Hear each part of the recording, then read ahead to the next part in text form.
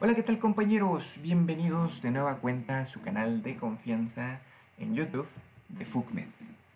En esta ocasión vamos a hablar de un tema sumamente importante, que es la médula espinal. Y en este video le daremos un enfoque anatómico, funcional, pero también práctico clínico. ¿Qué quiere decir esto? Anatomía funcional, lo que tú debes de saber para tu práctica profesional. En este video vamos a hablar específicamente de la situación, forma y límites de la médula espinal. Entonces, observamos primero en la situación. Vemos en esta imagen un corte en el que se nos presenta en la línea media un pequeño cordón, un cordoncillo fibroso blanquecino, como lo mencionan los libros de anatomía, que mide aproximadamente entre 45 y 40 o 40 y 45 centímetros. ¿Qué quiere decir esto? Que va a ser más pequeño que nuestra columna vertebral. La columna vertebral se dice que mide entre 70 y 75 centímetros dependiendo de la persona. Y por lo tanto, el hecho de que la médula espinal sea más corta que la columna nos va a dar algunos datos interesantes en la clínica. Entonces, vemos que aquí se encuentra en la imagen de la derecha toda la columna vertebral y forman el conducto vertebral. Por lo que podemos decir que el recorrido de la médula espinal va a seguir las curvaturas de nuestra columna, recordando que tenemos lordosis, lordosis y cifosis. Entonces, también la médula espinal va a tener algunas prolongaciones que nacen de ella, prolongaciones blanquecinas. A esto se le va a conocer como raíces nerviosas. Y vamos a tener dos raíces nerviosas, una anterior, generalmente motora, y una raíz posterior, generalmente sensitiva, a lo que se le conocía antiguamente como ley de Bell-Magendy. Estas raíces nerviosas se van a juntar para formar los troncos nerviosos y se van a dirigir como nervios para llegar a diferentes partes del cuerpo, para recibir información o llevar información. En la siguiente imagen podemos observar un corte transversal y en el cual vamos a identificar algunos elementos que están relacionados con la médula espinal. Entonces, primero debemos de dejar claro qué estamos observando. Obviamente vemos una vértebra rebanada, pero en este caso debemos encontrar algunos puntos de referencia que nos permitan identificar específicamente la posición en la cual lo estamos observando. Vemos que esto que se conoce como cuerpo vertebral, y esta parte posterior encontramos la apófisis espinosa. Por lo tanto, podemos reconocer que esto es anterior y esto es posterior. ¿Qué más podemos observar? Encontramos músculos de la masa común y también vamos a encontrar este agujero, que es el que nos importa en este momento. Este agujero, también conocido como agujero vertebral, va a tener por dentro a la médula espinal. Y entonces la médula espinal que está embebido en este agujero, también, bueno, no va a estar sola, ¿no? Como podemos observar, sino que van a encontrarse otros elementos de protección que sirven para amortiguar cualquier tipo de traumatismo o lesión. Como hemos escuchado seguramente en nuestra vida cotidiana, sabemos que la médula es sumamente sensible y por lo tanto necesita de protección para evitar que cualquier movimiento brusco pueda lesionarla. Entonces vamos a ver cuáles son algunos de sus elementos de protección. Tenemos a la médula y vemos una lámina fibrosa que recorre o contornea a la médula espinal. Esto va a ser el estuche meningio, específicamente dos capas del estuche meningio, la aracnoides y la dura madre, que la protegen de cualquier traumatismo y también sirven para un método de fijación, es decir, para que no se mueva dentro del agujero del conducto vertebral.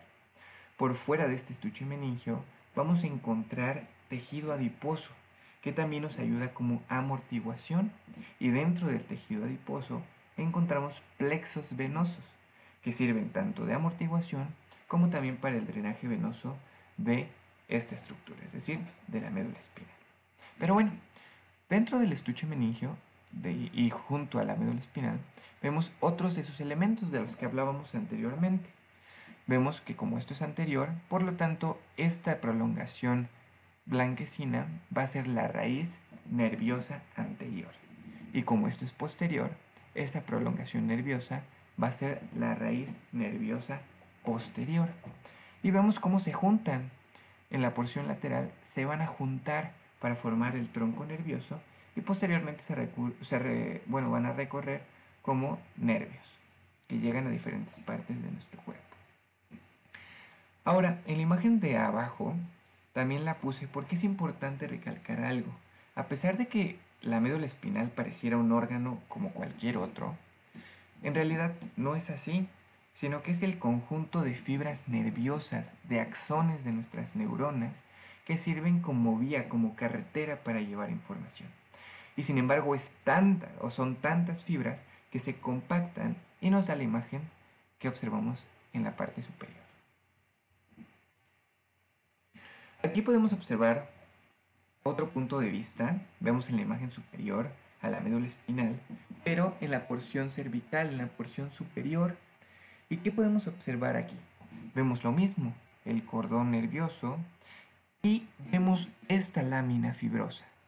Esta lámina fibrosa de la cual hablamos y que dijimos que servía como medio de fijación, pero también servía como amortiguación y protección, el estuche o el famosísimo estuche meningio, la aracnoides y la dura madre, que vemos cómo va a proteger a la médula espinal y que en esta imagen también la disecaron para poder observar a la médula espinal.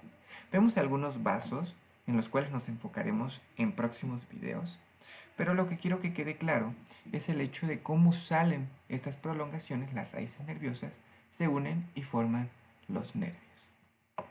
Ahora, en la imagen inferior, en esta imagen, podemos observar con un zoom, es decir, de manera aumentada, el corte en transverso que veíamos en la imagen anterior. Y aquí podemos ver claramente los elementos de los que hablábamos. La médula espinal, podemos observar la raíz anterior, la raíz nerviosa posterior, la unión, que ya no es tan visible, para formar el tronco nervioso. En este caso podemos observar el estuche meningio formado por la paquimeninge, que es otra forma de decirle al aracnoides y la dura madre, que protege y fija a la médula espinal en el conducto vertebral. Por fuera de estos elementos observamos el tejido adiposo y también vamos a observar algunos vasos sanguíneos. Ahora, también cuando hablamos de la médula espinal tenemos que definir sus límites, es decir, la extensión de la médula espinal, dónde inicia, dónde termina. Y esto nos va a servir mucho específicamente en el campo de la imagenología, que como sabemos es un campo que nos ayuda o que nos apoya a nosotros como médicos muchísimo. Pero nosotros debemos de comprender qué estamos observando en estos estudios imagenológicos. Es por ello que vamos a definir los límites. Límites superiores, vamos a empezar. En los límites superiores vamos a tener límites extrínsecos que están dados por las vértebras, es decir, dónde termina la médula espinal en relación a las vértebras, y también límites intrínsecos, es decir, dónde termina la médula espinal, pero tomando en relación la propia estructura. ¿Qué quiere decir esto? Fijémonos en la imagen izquierda y podemos encontrar qué elementos ya podemos nosotros reconocer conforme lo que hemos visto en este video. Vemos que este es el conducto vertebral, porque está formado por las vértebras. Vemos que este es el cuerpo vertebral y vemos que estas son las apófisis espinosas. Por lo tanto, esto es anterior y esto es posterior. Dijimos que en el conducto vertebral recorre la médula espinal. Entonces vemos a la médula espinal y aquí nos están señalando una parte patológica, ¿no? Pero nosotros vamos a enfocarnos en el límite extrínseco. ¿Qué quiere decir esto? O sea, si nosotros vemos esta imagen, ¿dónde nosotros limitamos o sabemos dónde termina la médula espinal? Bueno, los libros nos mencionan dos límites. El límite puede estar marcado por la apófisis odontoides del axis o de C2 o por el arco anterior de la vértebra C1 o atlas. Entonces, primero identificamos esta estructura en forma de cono, que sabemos entonces que es la apófisis odontoides. Y por lo tanto podríamos decir que este es el límite superior de la médula espinal. O podemos identificar esta estructura muy pequeña, que es el arco anterior de la vértebra C1 o atlas, que como sabemos, el atlas no tiene cuerpo vertebral y por lo tanto lo identificamos y este es el límite superior extrínseco de la médula espinal. Entonces, recordando que extrínseco está dado por su relación con las vértebras. En la imagen de la derecha observamos otra imagen. En este caso no es un estudio imagenológico, es un dibujo, es un esquema. Y aquí cómo nosotros podemos identificar el límite superior intrínseco de la médula espinal. Bueno, los libros, los anatomistas nos mencionan que el límite superior intrínseco está dado por una estructura que se conoce como decusación piramidal. Y esta decusación piramidal se encuentra o podemos observarla aquí. El límite inferior de la decusación piramidal nos da el inicio de la médula espinal. Ese sería el límite superior intrínseco de la médula espinal. Aquí podemos ver una vista posterior del tronco encefálico y podemos observar que este es el bulbo raquídeo y esto es la médula espinal. Pero ¿cuáles son los límites inferiores de la médula? Bueno, de igual manera vamos a definir los límites extrínsecos y los límites intrínsecos inferiores.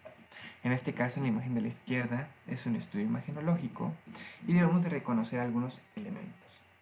De igual manera vemos el cuerpo vertebral, vemos la apófisis espinosa y vemos el conducto vertebral. En el conducto vertebral sabemos que está la médula, pero vemos que, como mencionábamos, la médula espinal es más corta que la columna vertebral y por lo tanto va a terminar antes.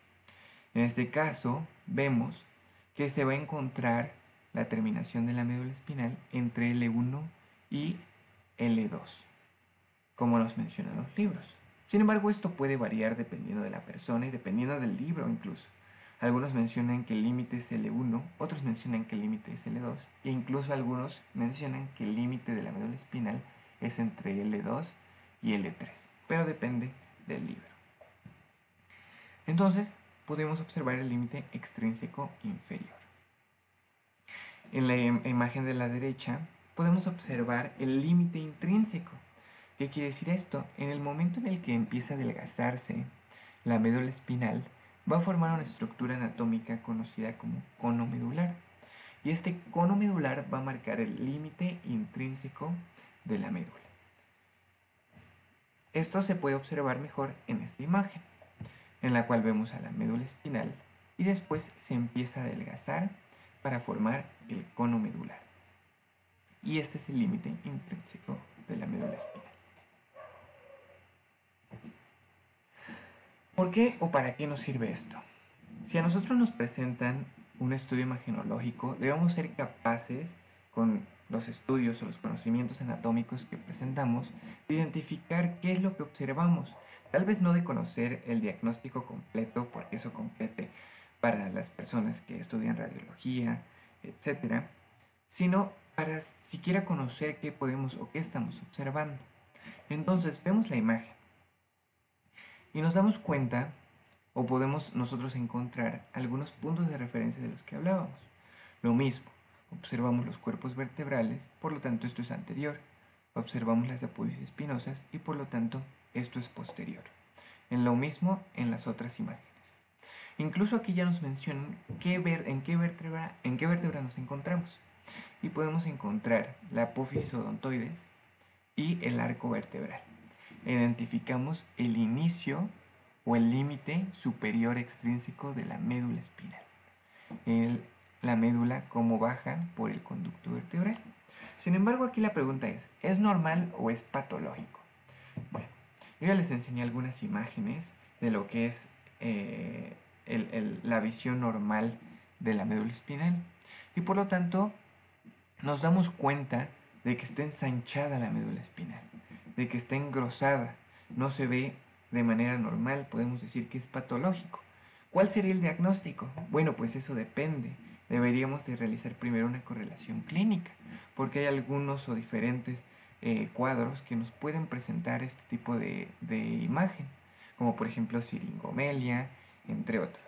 Entonces, lo importante no es tanto reconocer o dar el diagnóstico, sino saber encontrar los puntos de referencia anatómicos que nos sirvan para nosotros poder observar un estudio imagenológico.